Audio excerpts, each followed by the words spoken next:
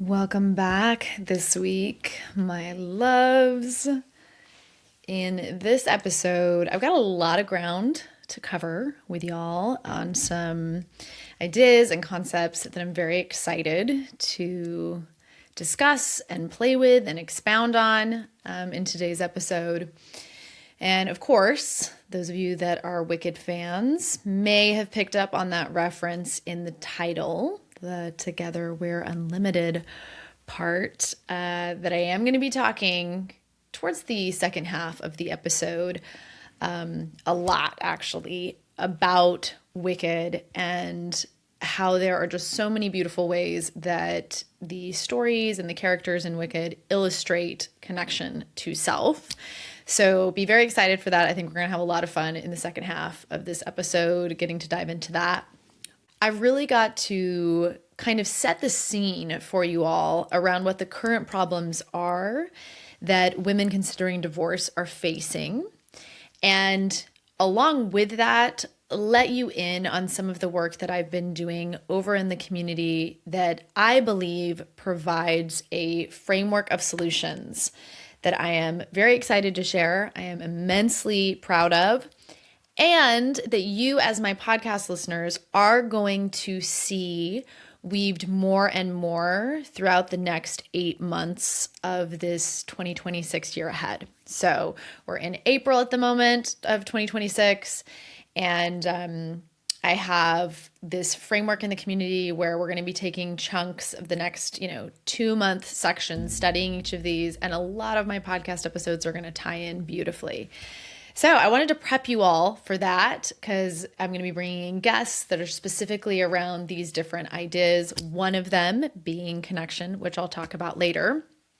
But to give us, like I said, that setting of the scene before we dive in, I want to mention and just remind for those of you that may be my listeners over on Apple or Spotify, if you have not started reading my posts over on Substack, I highly recommend traveling over there. You can find the link down below in our show notes because I had a post that I dropped yesterday over on Substack that really deepens in a very important way and sets the stage for this episode. So if you are listening and you're going, what Substack post? What is Substack? Where? What? How? Go down into the show notes.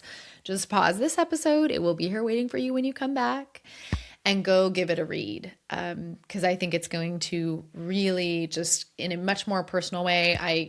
In that post, I share a story about a woman in my community, and this really powerful example of how at the moment she has made the choice to choose connection with herself over staying in her marriage.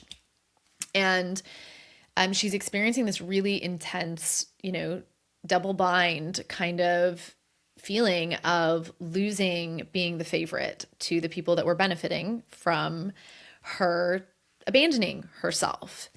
And I break down in that post how there is really for her a cost either way, as I find there is for most women. And that will be the double bind that I speak of in that article. Along with that, the stuff that I talk about in the article, I don't know if the rest of you have been seeing this. I don't know if I just maybe my algorithm is particularly trained, right? Our algorithms kind of know what we are interested in.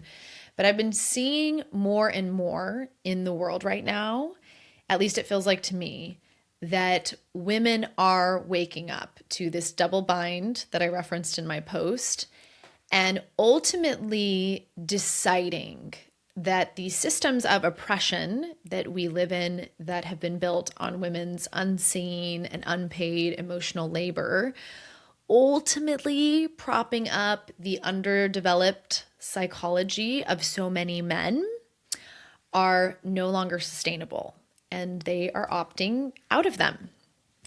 There's lots of articles coming out, talking about the male loneliness epidemic and the recent documentary on Netflix about the manosphere. Just we're watching this really interesting, big cultural shift right now between men and women. And I have to say, I just said, like, people are realizing, especially women are realizing this is no longer sustainable. But I do want to be clear there that I believe, honestly, that these structures were never truly, I'm putting in air quotes, sustainable from the beginning. It's just that previous to this point in time, women did not have the rights to push back. Women didn't have the rights to leave. They didn't have the rights to demand getting to live their own human life, along with all of the pursuits that men in patriarchal societies get to enjoy so freely, such as having the freedom and the support to explore and figure out who they are, or determining what they want to pursue in a career. It's mind-blowing. And I've talked about this on the podcast. It is mind-blowing when you actually track back the rights of women to realize that this is all relatively new. Women being able to have bank accounts, women being able to vote. These are huge, very, very important pieces in the puzzle around why we are seeing these big shifts happening in marriage right now as well. And I think it's so important. I've seen, this is just kind of how our human brains work. We, because our lifespans are, less than 100 years, we tend to forget or not be educated about history. And so we just kind of live in whatever era that we are a part of. And I saw this most poignantly recently, like in my ecstatic dance community with some young men that were talking about that it needs to be equal, that the responsibilities in relationships need to be equal. And I really had to kind of whoa, back up, slow down, buddies, and kind of educate them on the very, still very real reality that we live in, that as much as we, some of us may think we are living in worlds where men and women are equal, that is not the case. We definitely still live in a world where statistically, if you go look, there is still a wage gap. In the US, women still earn approximately 83 to 84 cents for every dollar that is earned by a man. Just sit with that for a second. That means that as a woman, me doing the same job as another man, I am going, even if I'm performing at the same level, in fact, in many ways, probably performing above that level, I am still going to be paid less. I'm thinking specifically of also the women's NBA players recently and their amazing negotiation around their pay, just like an incredible step forward for women in that space. And not only, is that a gap for women, but that gap also widens significantly for Black and Latino women. So this is something that as women, we experience in the workforce. Statistically, also as well, there is something that's referred to as the quote, second shift. And that is research that consistently shows that in dual income households where both partners in the marriage are working, women are still performing roughly 40% more unpaid domestic labor and childcare than their male partners. And wow, have I seen this on the ground with my clients, with my women in the community. This is real. The second shift is absolutely what a lot of women are experiencing. Women that are in careers, their spouses in careers, but they are still taking on more of the domestic labor and childcare. And then you have to look too at I'm just using a few different areas of statistics, but political representation for women. As of 2025, women hold only about 28 to 29% of seats in the US Congress, despite us being over 50% of the population. And I wanted to put these here at the beginning of this episode to remind all of us that we are still living in a world where there is inequality between men and women. Even though, as I said, some of these young men in my ecstatic dance community, are being raised in a world where maybe they think that is not the case, it still very much is.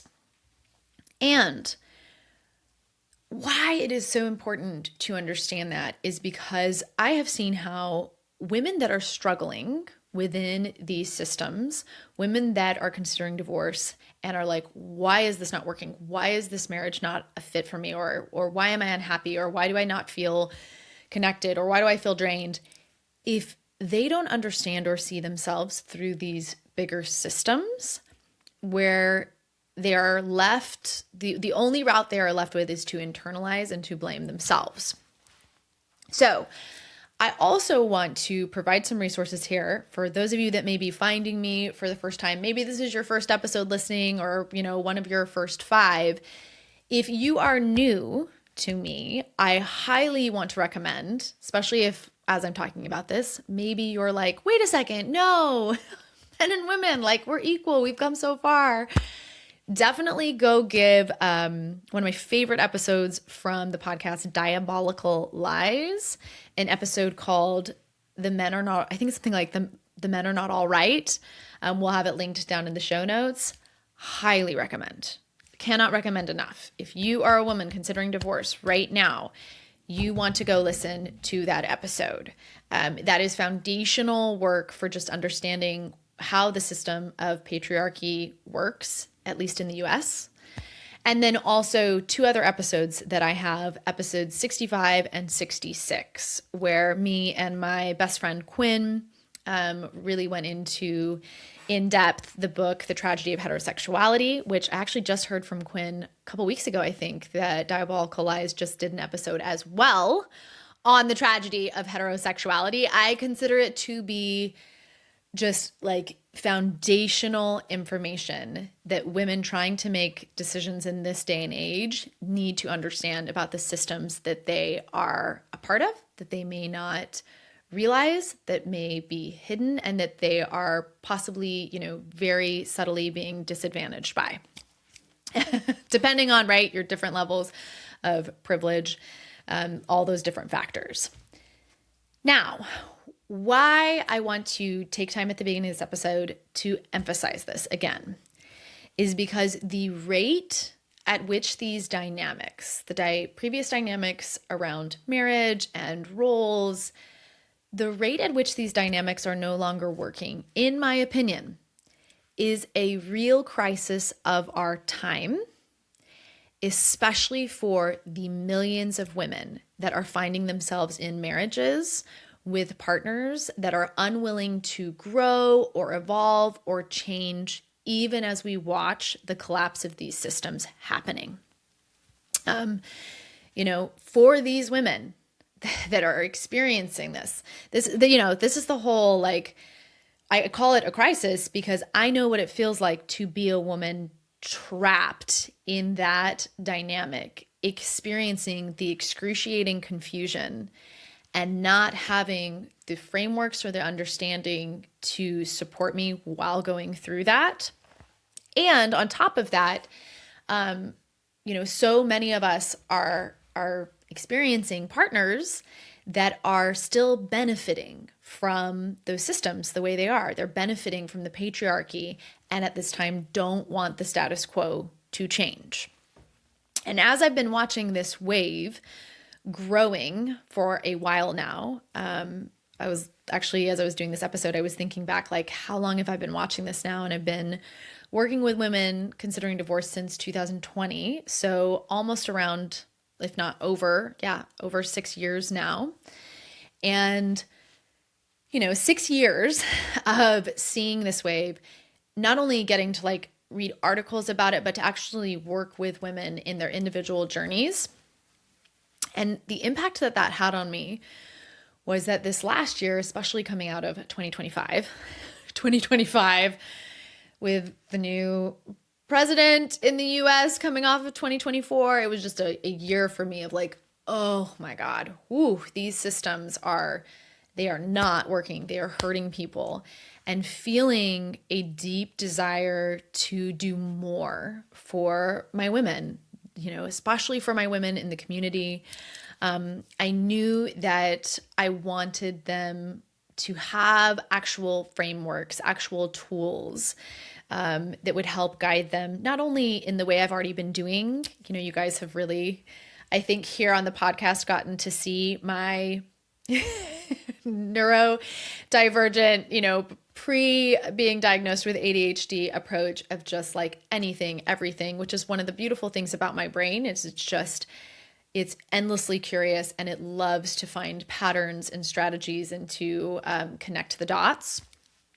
But I felt the call to something different at the end of last year.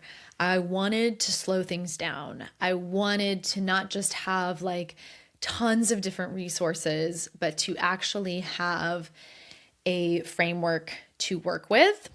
And at the time, I just had no idea how I was going to do that. In fact, here I'm saying I wanted to do a framework. At that time, all I knew was I just needed to slow down. I wanted my women, with all of the craziness and the deconstruction happening in the world and the turbulence, to have a safe place to land and slow.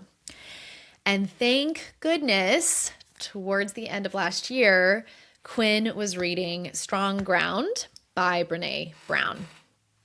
And she knows I very like books have to come to me in a pretty specific way. I can't just like be consuming, endless information. Quinn's the opposite of me in that way. She can like digest multiple books a week, which has been so amazing because she's introduced me to a lot of incredible things through that. I mean, I'm pretty sure she introduced me to The Tragedy of Heterosexuality, lots of other books.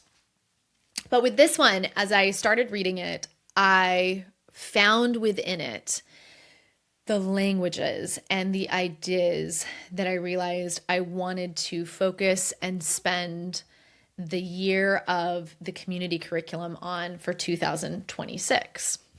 And one of the things that I loved the most right at the beginning of Brené Brown's book is that she talks about how in her personal life, she ended up getting injured. I think she was playing pickleball and needed to go to a personal trainer / physical therapist that could help her heal. And when she starts working with her trainer, he says pretty clearly to her, the reason why you are getting hurt is because you have a weak core. You have developed these muscles on the outside. You know, your body has compensated by building musculature on the outside of the core. But when you have a weak core and your body has to compensate, that's where you're going to get injured. And one of the things I loved is that when Brené was getting impatient, like, get me back on the court, let's get back into like life, you know, I want to be performing at the highest level. He was like, no, we are done building on dysfunction. And his point was we need to assess where you are missing the strong ground within you. And we need to, instead of just continuing to build on the dysfunction of your weak core, we need to go in and we need to create that strong ground within you and then build from there. And of course, as I was reading this, what I loved about so much of Brené's book is even though her book is structured towards businesses and companies, I could see so clearly the same patterns being reflected in my clients' marriages, in my clients' lives. In a lot of ways, a marriage can function similar to a business.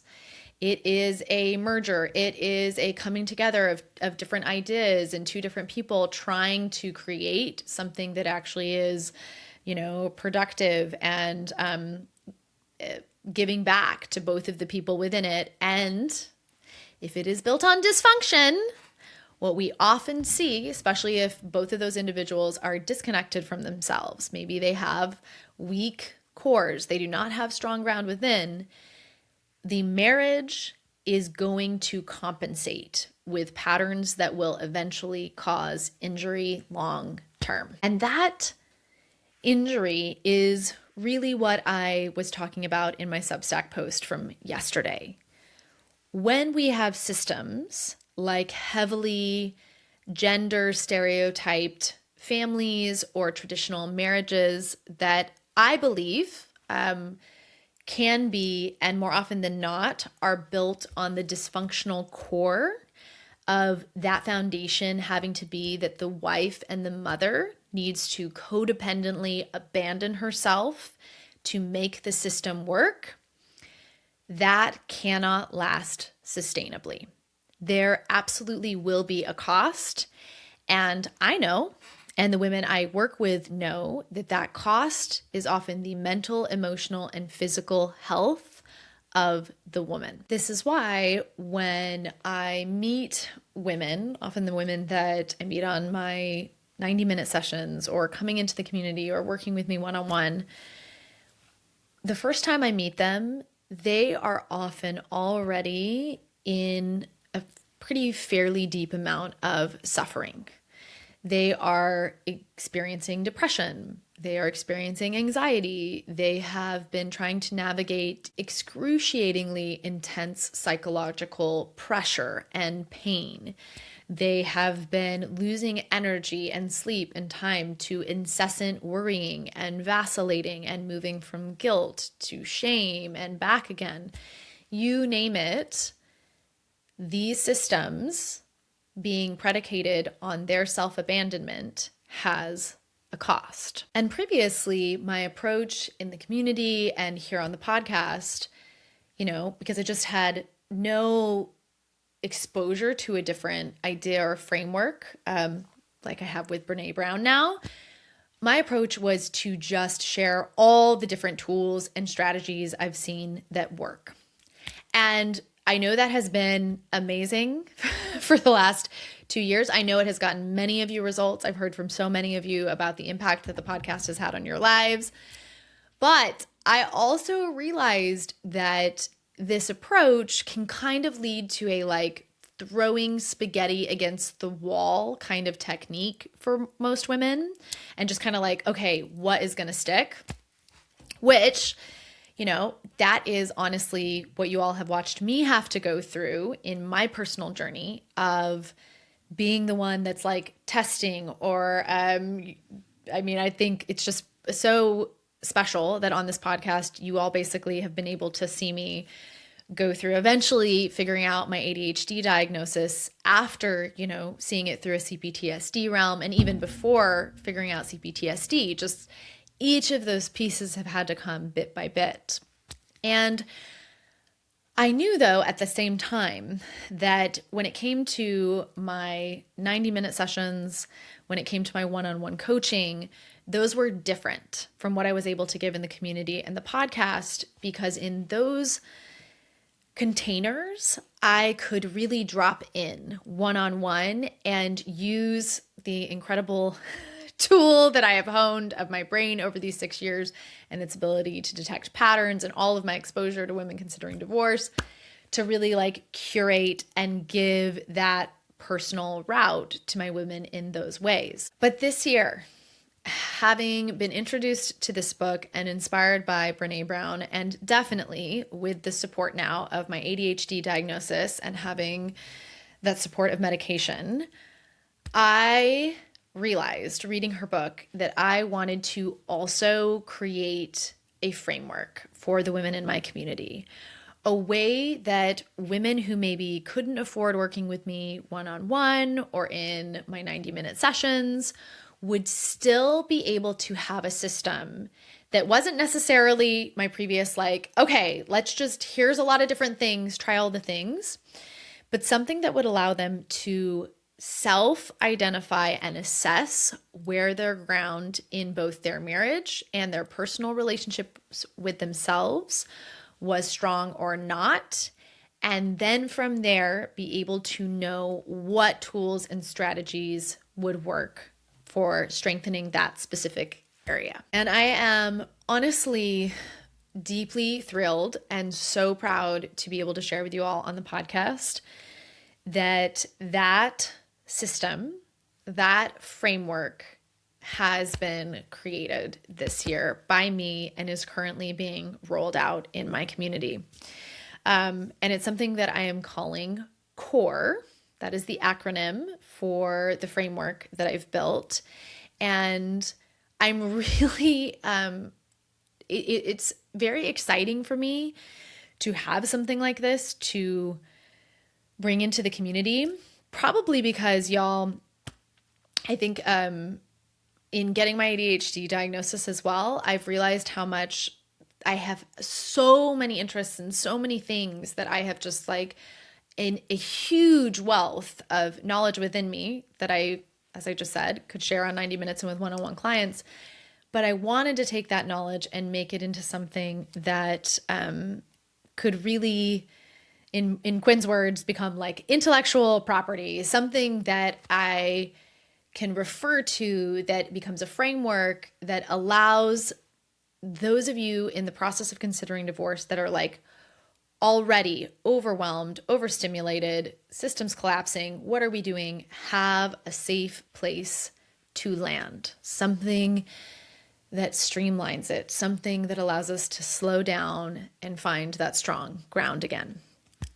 And that's what has emerged after the first 3 months of this year, and focusing in on that. I actually just in February dropped the assessments for the first time in the community and started testing them out. I've been able to get data that I will then be tracking throughout the rest of the year with my women in the community to see how where they start out compares to where they end up at the end of the year. So I'm really excited about this, mainly because in reading the book with Brene Brown, I realized that so much energy and time gets wasted when we can't assess clearly, right? When we are just like, I don't really know what's happening here, but I'm just going to try different things. And thankfully, through creating those assessments, it allows them to kind of stop guessing and actually narrow in and focus in on where the foundation in both their marriage and then their personal relationship needs support.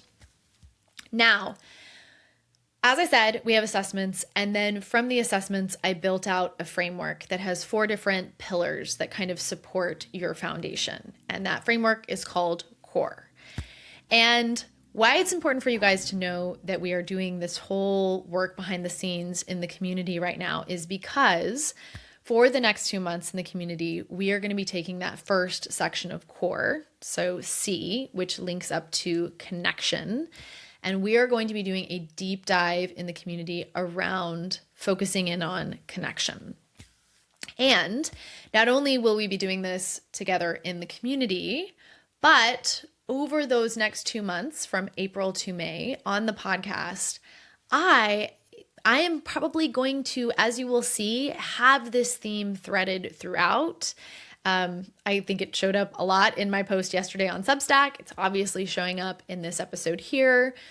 But also, I have an incredible group of guests that I'm going to be bringing on to the podcast and also having them do exclusive workshops for my women in the community as well that are going to be teaching or talking about tools that I want you to understand when you're listening are not just tools that I've talked about like I have previously in the past, but that actually sync up to these specific areas that I now consider these 4 different areas of that acronym CORE to be the 4 areas that you need in order to have strong ground within yourself while you are considering divorce.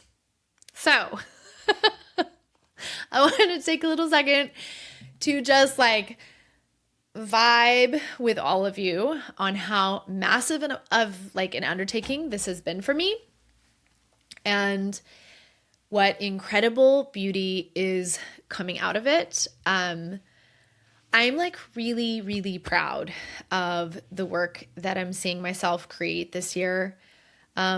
Probably because I know that it has taken so much of my own personal journey behind the scenes.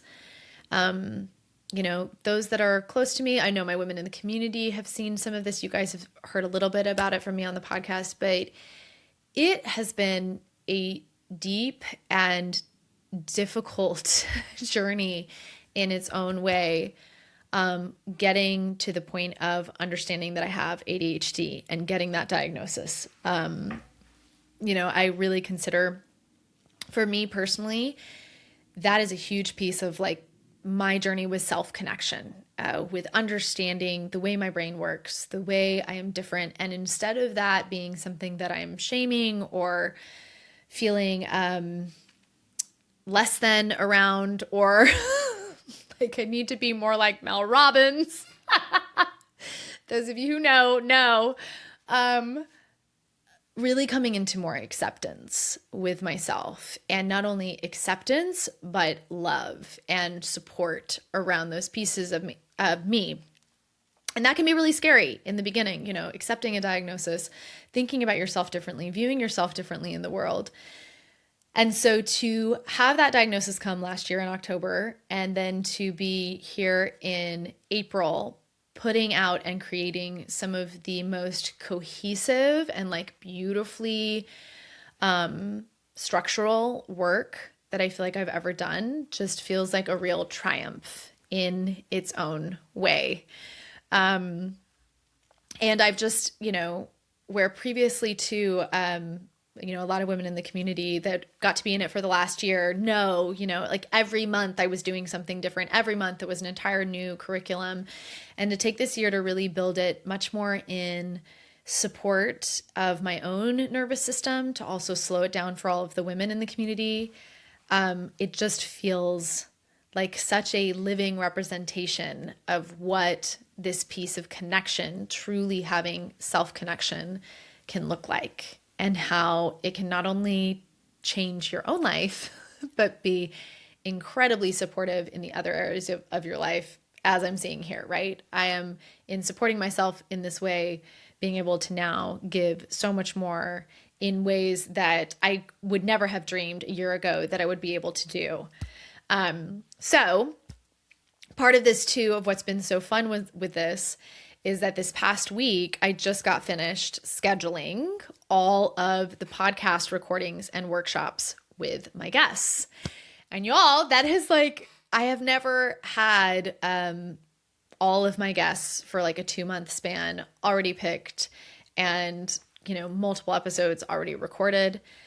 And why that's amazing is because when that framework is in place, that also allows me more freedom to be writing more, which, as you guys know, is something that I'm really excited about and really drawn to creatively in my work on Substack. And so knowing what was coming, knowing the incredible guests I am going to be having on the podcast coming up in the next 2 months, I really wanted to take this episode, at least the first part of it, to ground you all into that, so that the next 8 months of the year, when we are exploring core, most in depth over in the community, but definitely threaded here, that you will also be able to be kind of following along and seeing how that flavor is tying in through the podcast. And I also felt this responsibility because in realizing like, wow, this is some of the most powerful work I've created yet, I wanted to make sure and extend the invitation for those of you that are perhaps really loving the work that you're seeing coming out of this year, 2026, to get to personally invite you to take it to the next level and actually come into the community and do it with us. And why I want to specifically highlight that in this episode is because I can already feel that this year in the community is going to be extra special, because it will be the very first year that I am teaching my core framework in real time with the women that are a part of it. And I really view this framework as a living framework. So it is meant to grow. And I've already invited the women in my community to really be a part of that by understanding that they are testing the assessments and the framework, and they get to give feedback and they get to give insights to me throughout this year. And that makes it a really beautiful community collaborative kind of experience. And why that even matters. You guys may be like, why does that even matter, Britta? I would not have known how powerful that is. The idea that we are going through something for the first time together in the community, except that when we did my very first retreat last year, at that retreat were a large majority of women who were founding members in the community. So they were women that were the very first women to join the community in October of 2024. And at that retreat, seeing those women connect in person after having really been the forerunners of the community, having really built that community together, whoa, did it make me go, there is some real magic here in being a part of something at the very beginning, getting to help build something. And the ties that have been formed from them being founding members, from them being in the community when it was still small. I mean, it's still beautifully intimate with the amount of members that we have at the moment.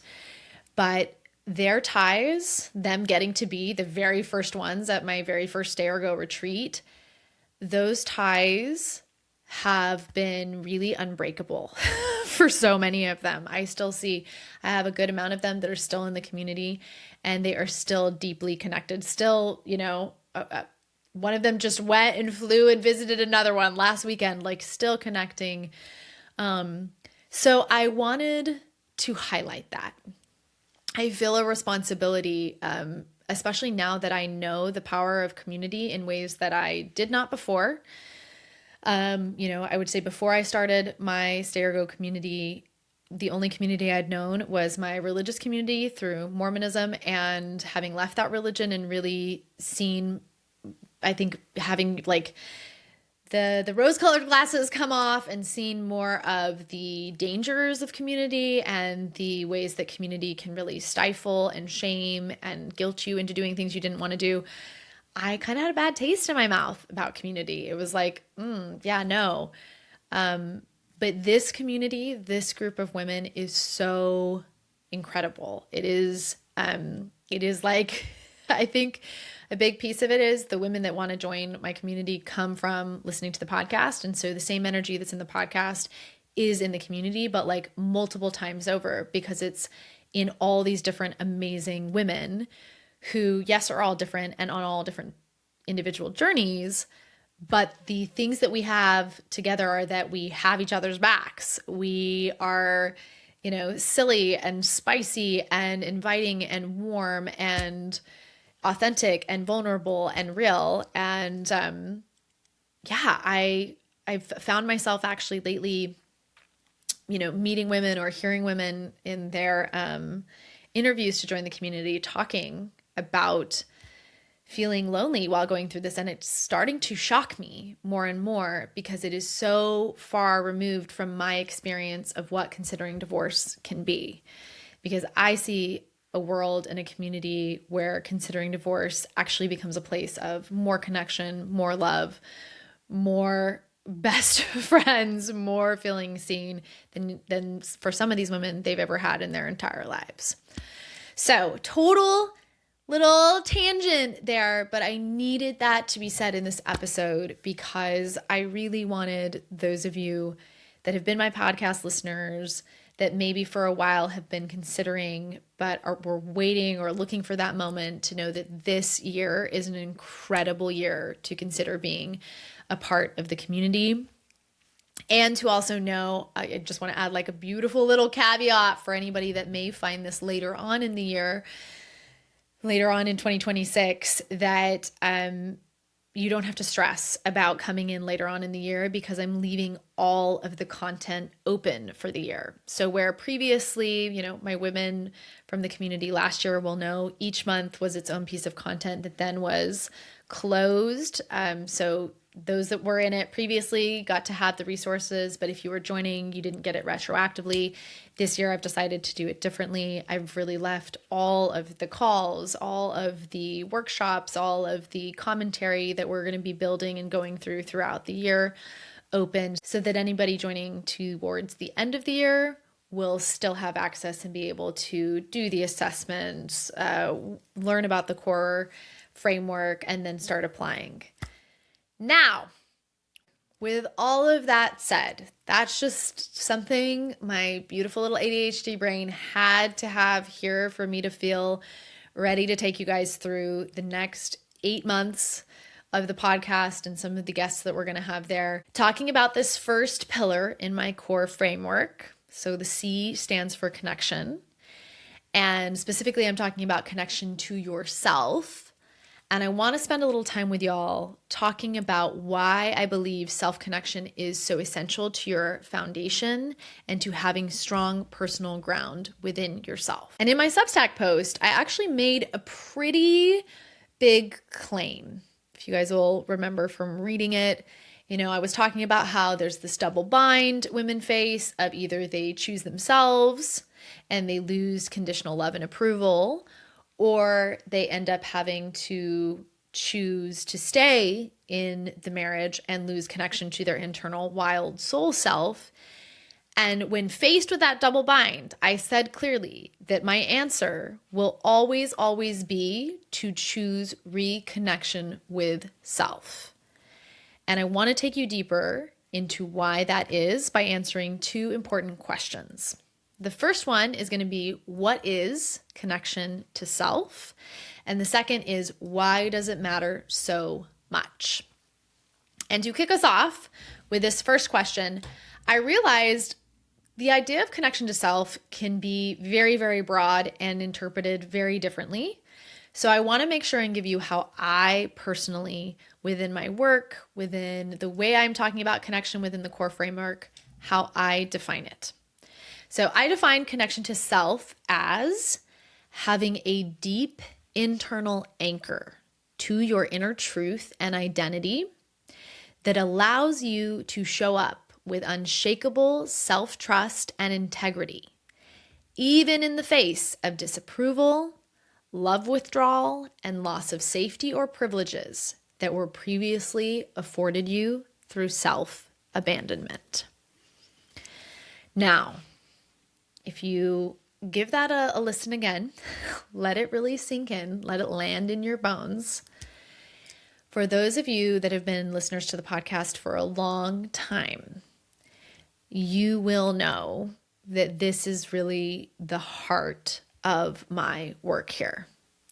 This is my passion, reconnecting women to their deepest selves, and in a way that makes them unshakable in being able to trust themselves and move through the world with integrity, even when they have to risk high costs to have that. And I choose the arena of considering divorce within which to facilitate that work of women reconnecting to themselves. Firstly, because I have grown to be insanely passionate about this incredible time period of considering divorce, because I've seen that it is a very intense and powerful portal that can be used, if you use it intentionally, to spur on deep reconnection to the self when you are going through that portal and that process consciously and with support. So that's the first reason I love doing it within the arena of considering divorce. And secondly, and this really kind of ties into the second question of why does it matter to have self-connection? Self-connection matters because ultimately I have seen, and I truly believe, that the only way to make a decision of whether to stay or go, that you will truly be able to never regret and stand by for the decades after, is to make that decision from deep connection to the self. This is why I think so many people have such a negative reaction to divorce. So many people, even after they get divorced, find that they are unhappy, find themselves in second and third marriages. I always come back to, like, divorce is just an action. It's something you take, but what are the thoughts and the feelings? Where is the deeper connection to yourself underneath all of that? That's really going to be what's going to land you once you go through it, as you're going through it. That has to be there as well. It's not divorce that gives you the future you most desire. And, I'm talking about that from the framework of a woman that's ultimately making the decision to go. But even if you decide to stay, because that's one of the things that I love about the space of considering, is you haven't made the decision yet. So, you're still open to staying. Even if you decide to stay, though, like I said in my Substack post, you are going to need that force I spoke of to move mountains and speak up and advocate for the world you want to create with your partner. You need this self-connection both ways. And that's why I say, if you're in a double bind, I am always going to tell you go towards self-connection, because no matter where the choice leads you, self-connection is needed in both places. So as I was thinking about this episode, thinking about, how do I illustrate this idea of deep connection to the self? How do I convey to you guys why it matters in a way that will hopefully drive it home more than words can? And I was so excited because I had been writing this episode, and then I'd been taking a nap. I definitely, my ADHD brain was like, look, we need to power down for a little bit. We're getting a little overworked. And I woke up from that nap, y'all, and I was like, ding, ding, ding, ding, ding, Wicked. And it was like the pieces came together. And I was so excited because I really wanted to somehow take the idea of, self-connection and becoming this indomitable force in your life that I'm talking about, and how infuriatingly vague that can feel for those of us that did not grow up seeing women that lived this way or move through the world like this. And when I came upon the idea of Wicked, I was like, oh my gosh, I love this in so many ways. So where are my Wicked girlies on the podcast? Raise your hands, come to the front, please. Because we are going to vibe hard about this. And if you are one of my listeners that has maybe never seen Wicked, OMG, definitely go do this. I definitely want you to watch it. Do go watch it. And at this point, there are two now. There's the first movie, the first part, which is the movie Wicked. And then there is the second part, which is Wicked for Good. Not only are the Wicked movies amazing for what I'm going to break us down around connection with, but I consider them to be incredibly poignant and telling commentary on the world we are living in right now. I loved watching it with my kids because when you see the visuals in Wicked, when you see, I think one of the biggest ways that it does this is by the animals being caged and their voices being taken away. And, people that appear really pretty and perfect on the outside, the wizard, are actually the very ones that are exploiting and controlling others secretly. Those are some pretty hard concepts to convey to your children right now about what's happening in the world. But boy, does Wicked help it make sense. It is helping my kids draw some of those parallels, explaining to them, putting people in cages. Does that sound like anything we're seeing right now with ICE agents, restricting people's voices, demonizing whole groups of people? It's amazing for that.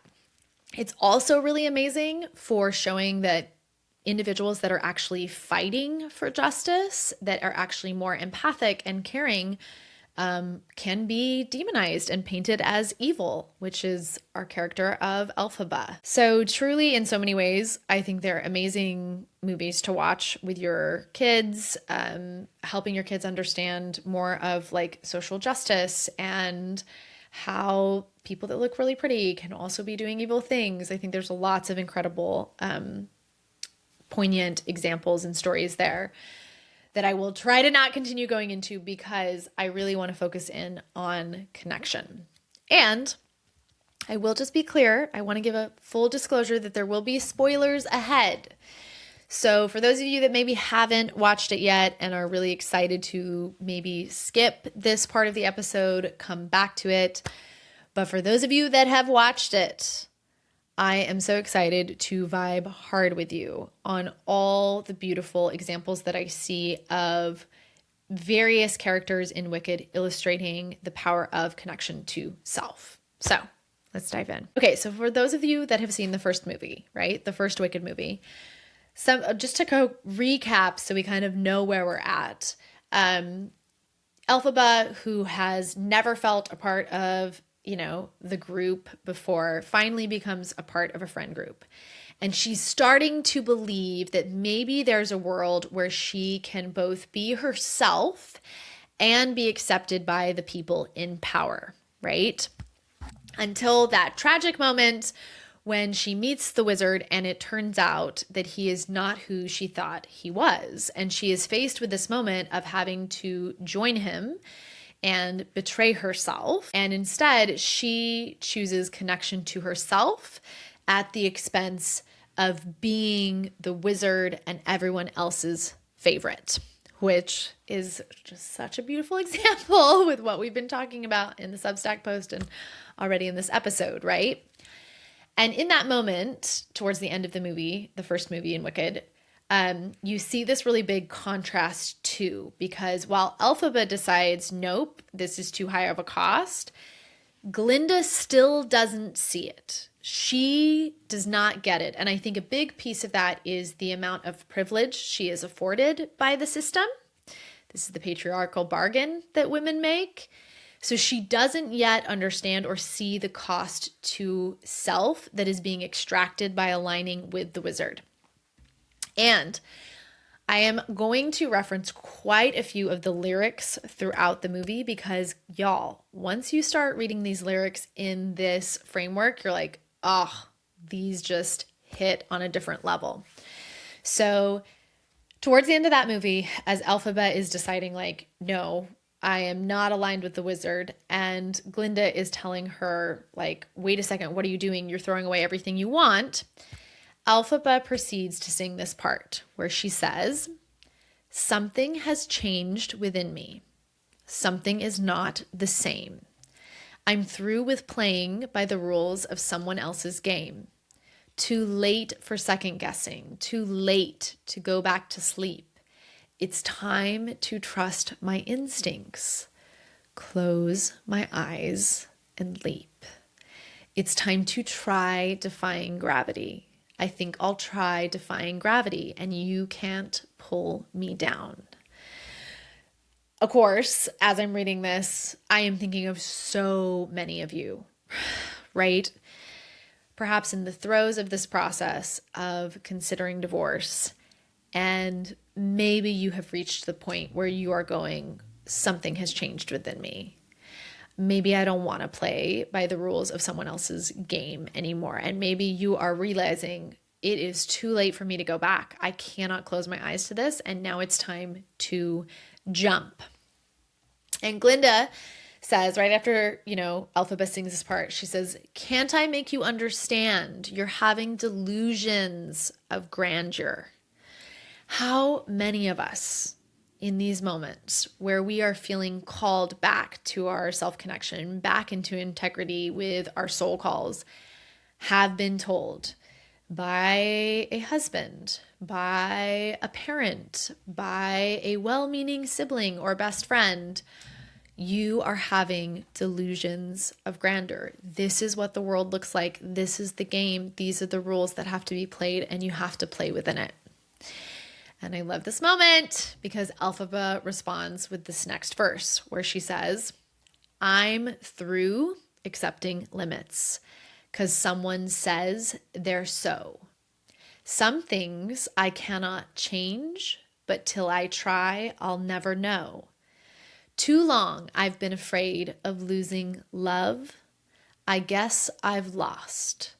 Well, if that's love, it comes at much too high a cost.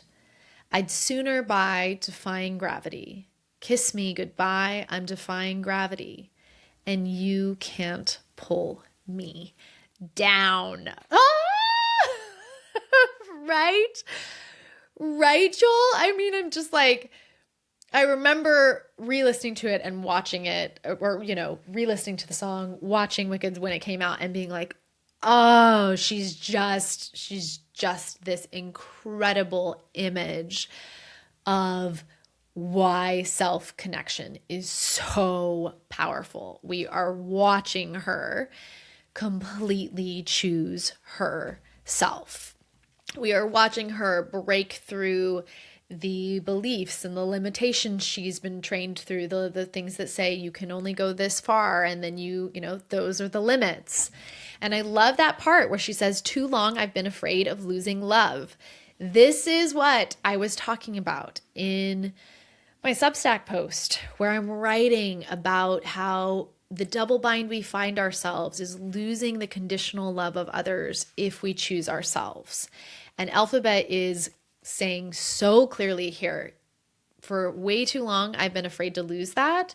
And she's accepting, like, okay, well, I guess I've lost it, because if that is love, it comes at much too high a cost.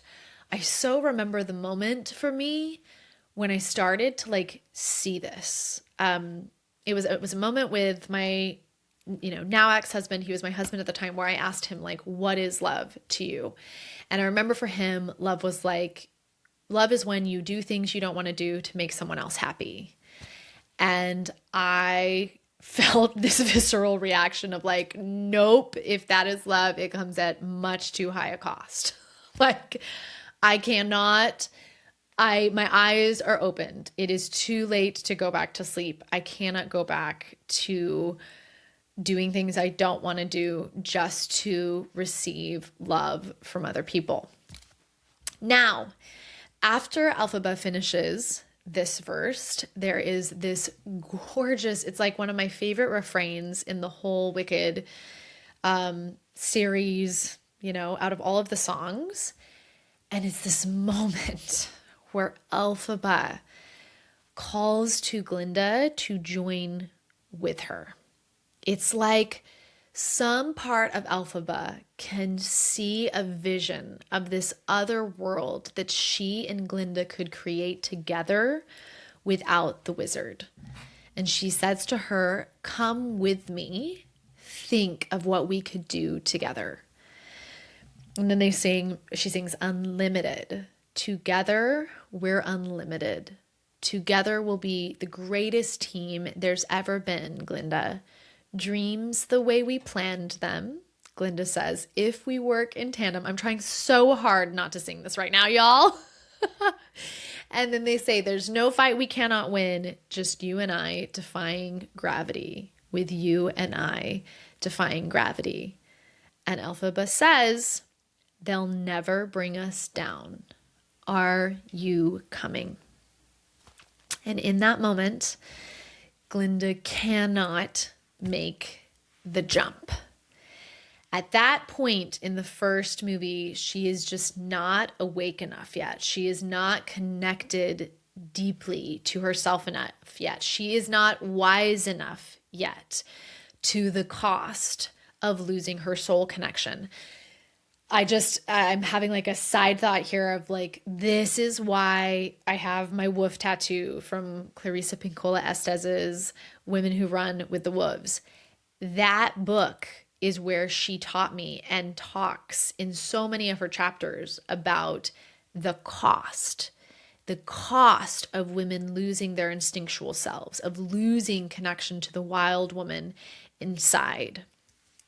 And for Glinda at that moment, which is often, I see this often, that is the case for her because her life has been so privileged, right? Elphaba grew up in a world of realizing she was different. She was not going to be favored or given any extra space or privileges within that system. So there was a part of her that had already built that tenacity.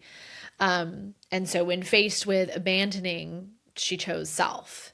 Even though, still, I want to say it's incredible. It's amazing that Elphaba, when faced with finally getting what she wants most, right, which is an opportunity to be the wizard's right-hand woman, to be liked and the favorite by everybody, she ultimately will not turn against her integrity, which is her connection to the animals. She knows what they're doing is wrong, and she's not going to turn a blind eye to it.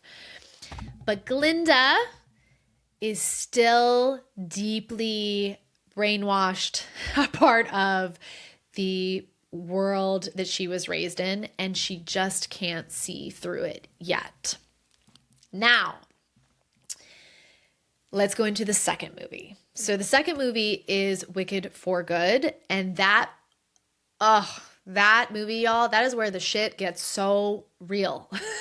Like, I feel like in the first movie, we're kind of just like getting to see, especially for like the Glinda route. I mean, gosh, I was Glinda for the first 29 years of my life. Y'all, raised in Mormonism, groomed to be a good little wife and mother, patted on the head, told I was doing great, and believed it until, 29 years in, all of a sudden it was like, whoa, suicidal ideation and totally depressed. And I have everything I've wanted, and this life is not obviously like working. What has gone wrong? So I see that first section often of the movie, as I see a lot of themes that were very similar to me in the way that I was connected to myself when it comes to Glinda. Okay.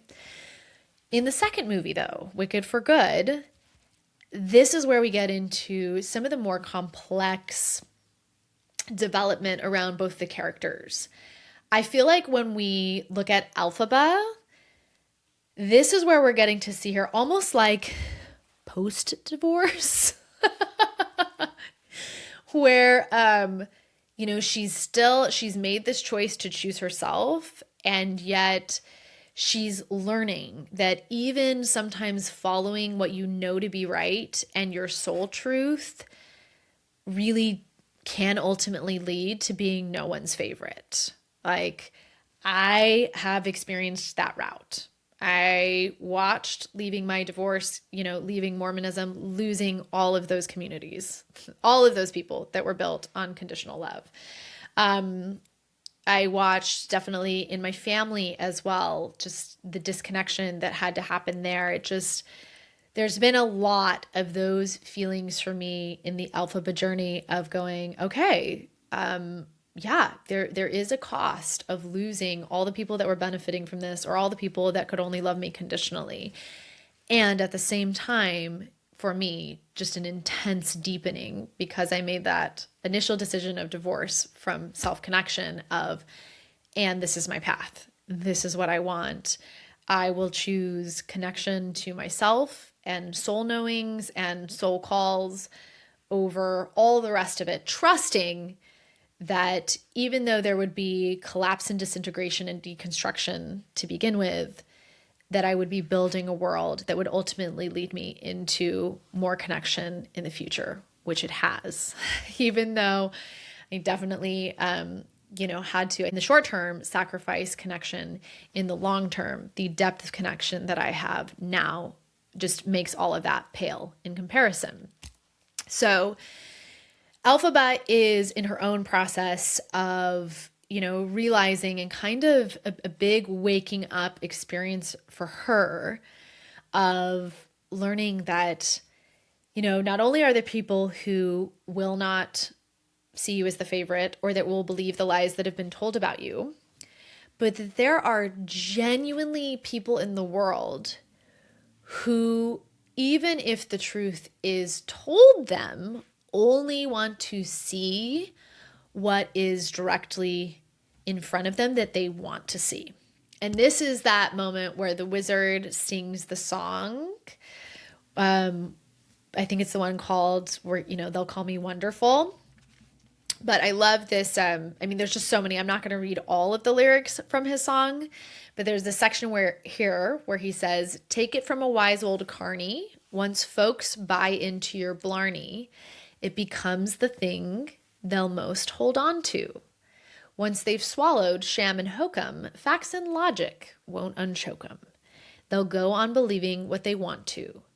Show them exactly what's the score. They'll just believe it even more." Y'all, watching this second Wicked movie, I was like, this is absolutely what we see on the political stage at the moment in the US. I just have seen so many people that are watching in horror at how we literally have the score the Epstein files. We see the score, and there are people who will choose to believe the current administration and those men even more, even with the score right in front of them. And I have to add in a side note here around this same idea that there are just people in the world who do not want to give up their beliefs, even when what is the facts that are in front of them are so horrific that anybody else is like, yeah, it's time to let that go, and they just will not. I recently, actually this past weekend, finally watched the documentary on Netflix called Keep Sweet, Pray and Obey about the FLDS community. And y'all, I'd seen when this documentary came out, I believe it came out in like 2020. It was still way too fresh with me leaving Mormonism in 2020 to even go near that. And to be clear, I was not part of the FLDS. I was part of Mormonism, the Church of Jesus Christ of Latter-day Saints, which after watching that documentary, I realized is like, it's like the FLDS are just, 5 steps of crazy deeper into the doctrine, but it's still the same doctrine in Mormonism. It really is. And I had this like very surreal experience while I was watching it with Joe, where I kept at times turning to him and being like, oh my gosh, how can they not see it? How can they not see it? How can they not leave? And at the same exact time, knowing intimately from my own personal experience why they can't, why their belief, their faith, the reality that their worlds have created is more important to them than the truth. And I mean, that is so, so deeply like the amount of brainwashing that is in both the FLDS and Mormonism is extensive from childbirth on. And you can see the incredibly crazy and destructive effects it has on individuals having self-trust, on being able to actually have a sense of identity and integrity that they can live from. When that is destroyed, then they can be used and puppeted by whoever happens to know how to manipulate and control their minds and the dynamics within that community. And because of that, those people will even go so far as to hurt people they love in order to preserve their mental idea of reality and the world around them. And so that is what Alphabet is waking up to. God, I feel like that's what so many of us in the US have started waking up to in these, last couple of, honestly, there have been many doing this work way, way before me. But I feel many of us that have benefited from the privilege we've been afforded by these systems, I see more and more of us starting to go, whoa, we are like tracking, we are off the tracks. And then the horror of realizing, oh, there are people who will see the atrocities being committed and will ultimately still look away. And one of the parts I love in the movie is, is watching Elphaba kind of go through her own dark nights of the soul, grappling with like, how does she stay connected to the world she envisions when the very systems that world is built on are set up against you. And it feels like, just like, my woman in my community that I wrote about in the Substack post, grappling with that double bind of really feeling like you're damned if you do and you're damned if you don't. And that's the song that Elphaba sings where she says, no good deed goes unpunished. Now, I don't want to keep going into that because all of that beautiful like political commentary and understanding the complex psychology of what Elphaba is going through is an episode for another time. But I have to say, I really did love one of the things I want to highlight from her journey is seeing her home out in the wilderness in the movie. And in so many ways, I feel like that's what I see the women, that's what I talk about on the podcast. When I wrote in the Substack post yesterday that when women make these psychological journeys for themselves, they then change the collective. That's what I see that little haven being for her. Now, meanwhile, while Elphaba is going through her process, we are getting to see on Glinda's side very, very poignantly how the price of being the favorite is this abandonment of connection to self, connection to, in her case, to people she loves, connection to Elphaba, and to her integrity. And eventually, it's so beautiful to watch her learn that for her, it is too high of a price. And I love one of the songs that she sings right before she kind of makes the decision, where you can see her like, nope, it's too high of a price. I'm tracking out into the wilderness with Elphaba as well. I'm going to choose connection to myself. There's a song she sings about the girl in the bubble that I want to read the lyrics to, because I know many of you listening will relate to this, especially when you think about it in terms of the life you may have built in your marriage, perhaps when you were a very different person, 5, 10, 15, 20, 30 years ago when you made that decision. So she says, look, there's that beautiful girl with the beautiful life, such a beautiful life built on lies. Because all that's required to live in a dream is endlessly closing your eyes.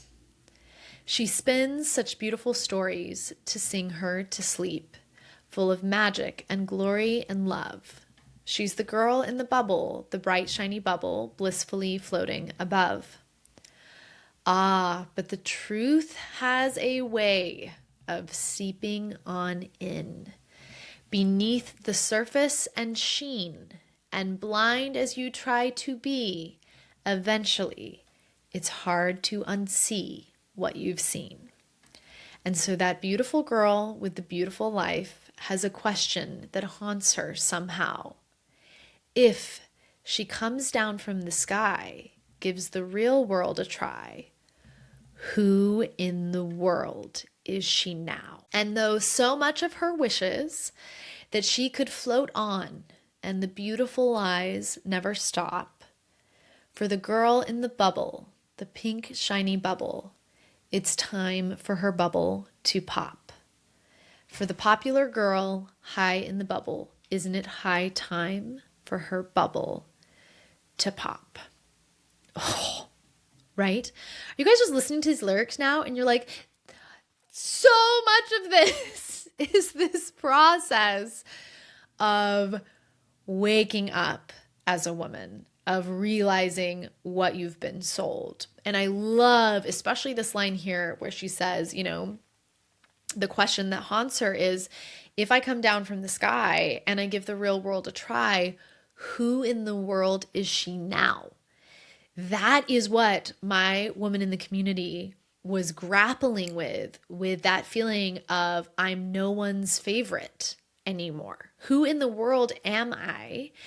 If I step out of these roles, if I stop playing these games and I lose that conditional love that I've built my entire identity and self-worth on, which I am obsessed with how beautifully Glinda is just the perfect example of that, right? Her entire identity revolves around what do other people think of me? Am I being loved? Am I being praised externally, but not actually who am I deep down? What do I think? What do I believe? And oh, y'all, don't we all in various stages of that journey know what it actually feels and looks like to make that decision to pop the bubble? right?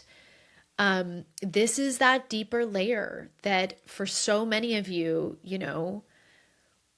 yes, you may at the moment be like, I'm considering divorce, but this is what you're grappling with deep underneath in making this decision, right? Like, and then the other thing I love too, that like another layer to this is, so many of us got into that bubble not educated, not realizing how big the lies were or how much they were actually not in alignment with our souls.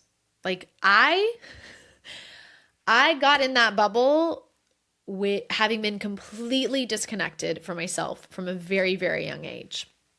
I think I've mentioned on the podcast before that I'm pretty sure like around the age of 5 with the abuse from my father, that is when my psyche went, it is not safe to be myself.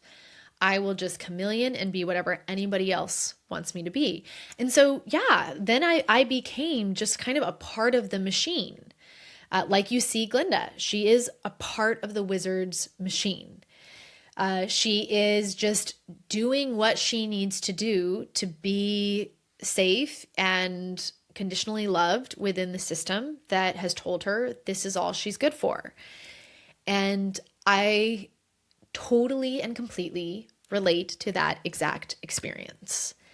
And I absolutely also understand what it's like to be raised in the bubble and then to realize one day, this is not actually who I think I am, and to take the huge risk of popping that bubble.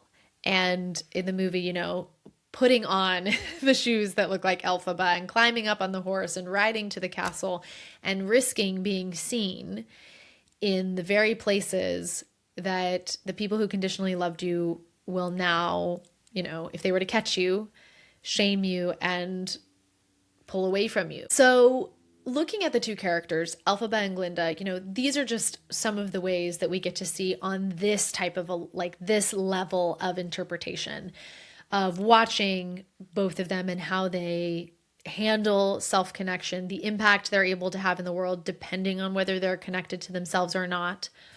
But I also want to draw you to a different interpretation that I love even more in a even deeper way around these movies, which is to ultimately thinking about Elphaba and Glinda as being two sides of one person. And what I mean by that is Glinda in this version, if we look at her, she can represent for us our conscious egoic side, and Elphaba can represent more of our dark unconscious or even exiled parts. And typically, in patriarchal societies, the Glinda side is what's more of the yang energy, more of the masculine, all the things that are celebrated as like, this is what you want to be. And the Elphaba side is more of the yin, what's typically considered feminine energy, the receiving, the messy, the deconstructing, the death side. And the yang is more of like the light and the sun. Now, if we think about it this way, y'all, that moment in the movie when they sing their refrain about being unlimited, they say together, we're unlimited. What that then ends up pointing to is that when one is actually in wholeness, okay? And by wholeness, I mean you are connected with yourself, not only to the parts that are what the world typically labels as pretty or acceptable or worthy of love, but when you are connected to yourself with both that side and your shadow side, your green parts, the parts that are too loud, too bossy, too outspoken, too all the things that Elphaba is. When we are connected to both, we become unlimited. And that, y'all, is the power of self-connection. That is why I titled this episode, Together We're Unlimited.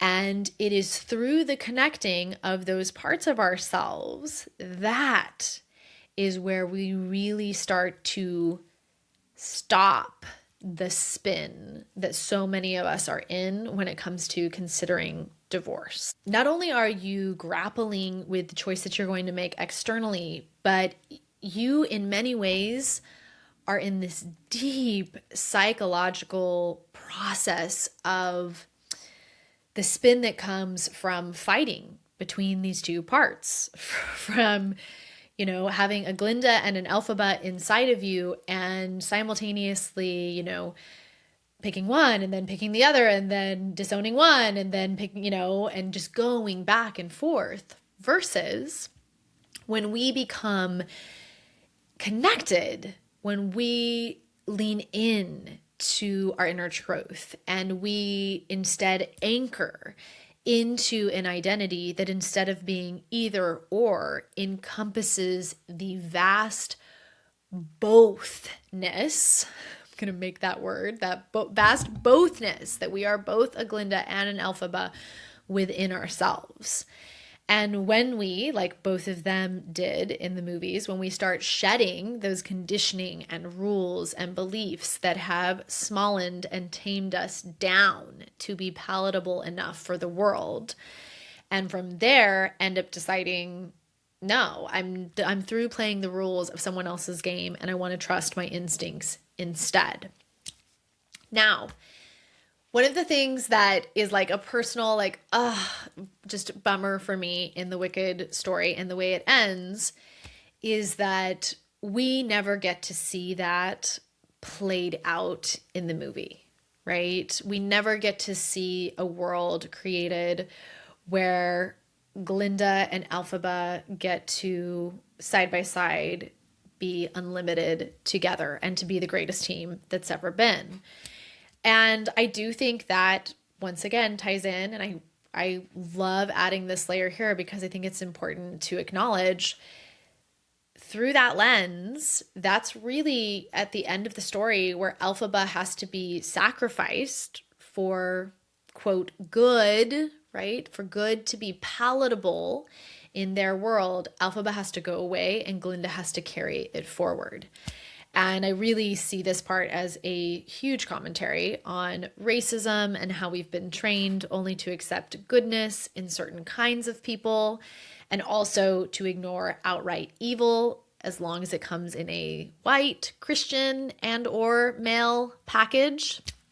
And I'm like, for sure, absolutely referencing our current president and the white women that are propping him up, the Epstein files and white Christian nationalisms, like blatant turning a blind to all of it because they are still benefiting. So all of that ties in. All of that has to be understood within this idea of the power of self-connection and why it matters. And really how when we are disconnected from ourselves, which when I say white Christian nationalism, I include Mormonism within that, is definitely brainwashed within that culture into seeing goodness only in a certain kind of people. And it is so important, vital, and necessary right now that as we are doing this work in our own lives, that we are seeing those same structures and systems up above us and deciding for ourselves, where is our integrity going to lie? Where are we going? Are we going to choose connection to self that ultimately continues to prop up realities that hurt other people? Or are we going to choose connection to self that actually makes it safer for everybody, like Elphaba with the animals? For me personally, I want to live in the world where Elphaba and Glinda rule together.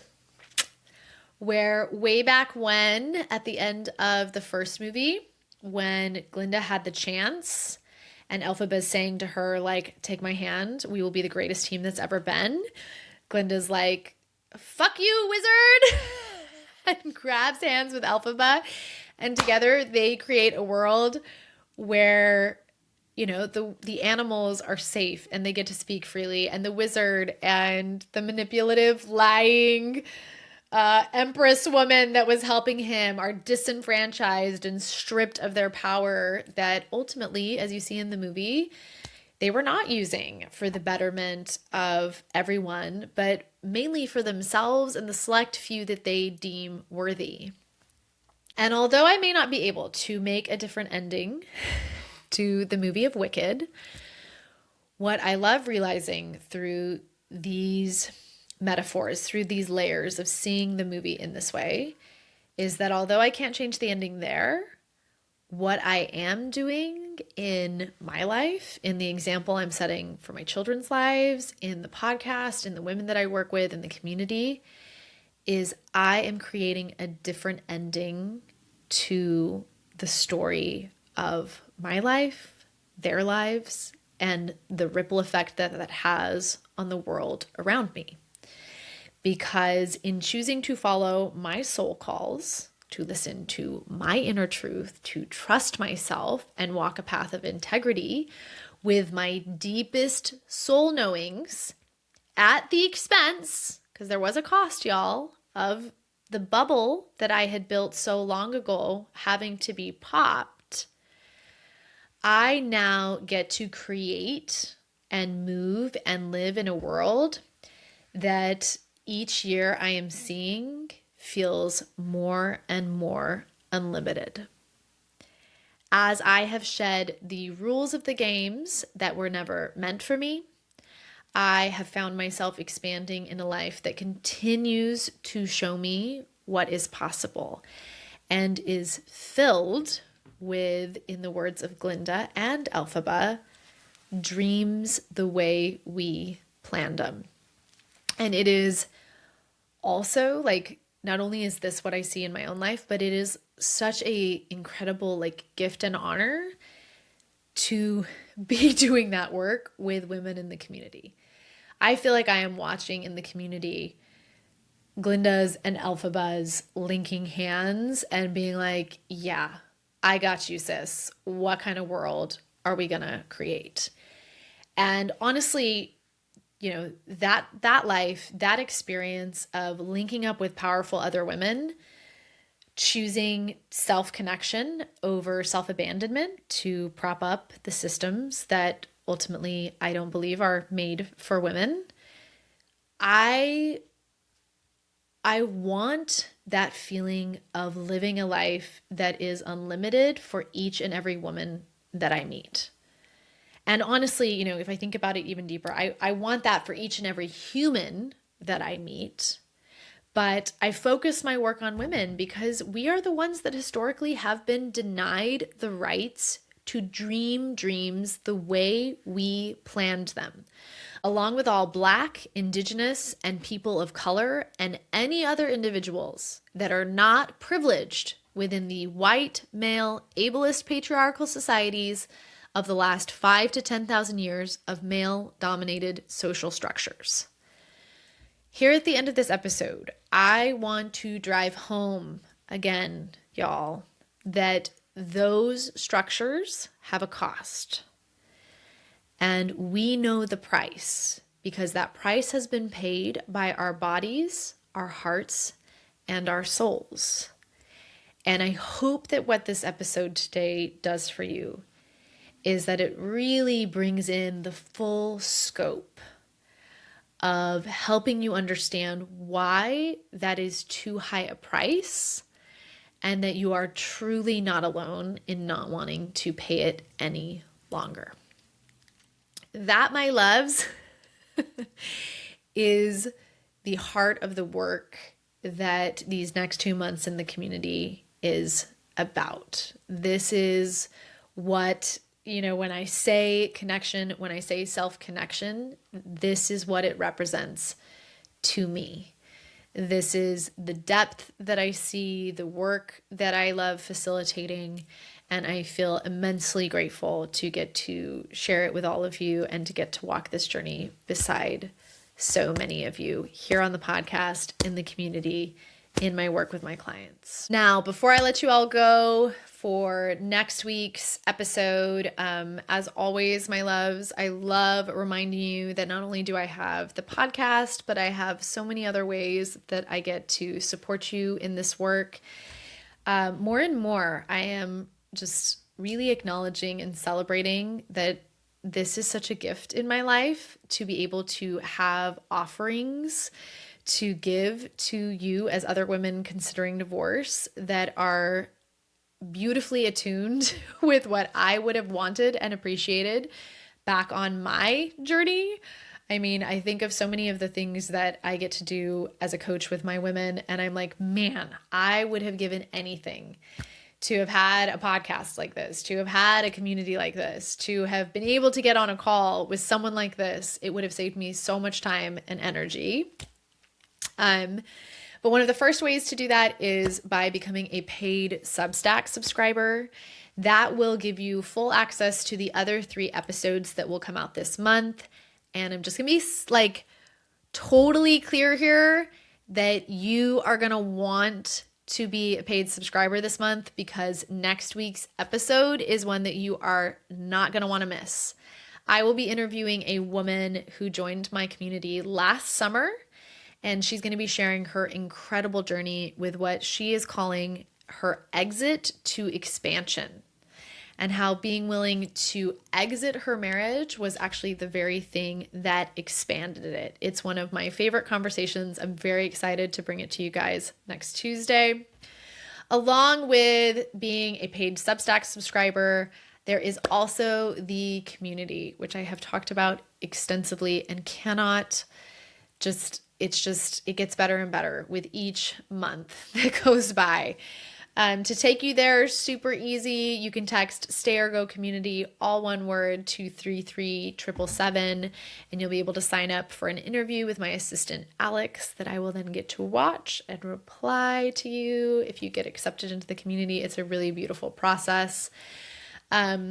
If you're needing something more specific, always remember that I have my amazing 90-minute Get Unstuck and Empowered sessions. Those are also super easy to jump over to by texting 90MIN to 33777.